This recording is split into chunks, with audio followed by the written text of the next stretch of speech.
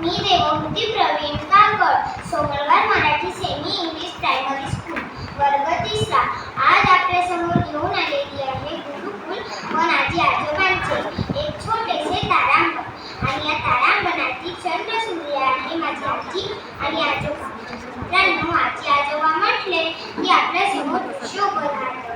ते उंदीराने दात खाल्लेले, हातात काठी घेऊन चालणारे, ते वात्सल्य पिढ्यानपिढ्या आपल्यावर संस्कार रुजविणारे आपल्या आई वडिलांची आई बाबा.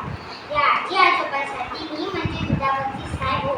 पण आजच्या काळानुसार गरज म्हणून आमच्या या चिमुकल्यांचे गुरुकुल हरवले.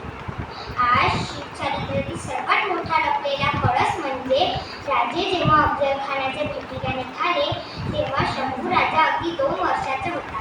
सईबाई शेवटच्या घटका मोजत असताना एका सुनेनं सासूबाईंच्या हातात त्या कवड्या 2 वर्षाच्या बाळाला द्यावं आणि म्हणावं, आता इथून शंभू बाळाची जबाबदारी तुमची.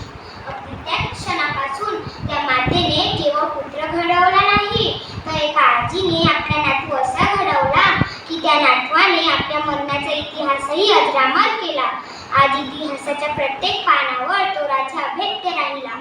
त्या काळी शंभू राजावर कोणी आजीने संस्कार केले नसते तर शंभू घडला असता का हो? आज तुम्ही तरुण पिढी बिघडली असे म्हणू नका, कारण जिथं गुगलचं ज्ञान संपतं खऱ्याच अर्थानं तिथं आमच्या घरातील गुगल फ्रेंड म्हणजे आजी आजोबांचं ज्ञान चालू होतं. पण बनावटी दिखाव्यामध्ये गुंतून आपणच आपला घात करीत आहोत. आज आम्ही नातवंड अगदी पोटके झालोत हो. आमच्यासाठी आजी आजोबा म्हणजे आमचे कवच कुंडल. म्हणून शनिवार रविवारचा दिवस आला की आजही आम्ही मुलं आईला विनंती करतो की आई, उद्या परवा सुट्टी आहे, पटकन येऊन जाऊन चल न गाई मला आजी आजोबांकडे घेऊन. थरथरणाऱ्या काठीला बळ मिळतं बघ, अंधुक झालेल्या नजरेला आभार मिळतं बघ. थोडं तिथं प्रकाश करू, एक रात्र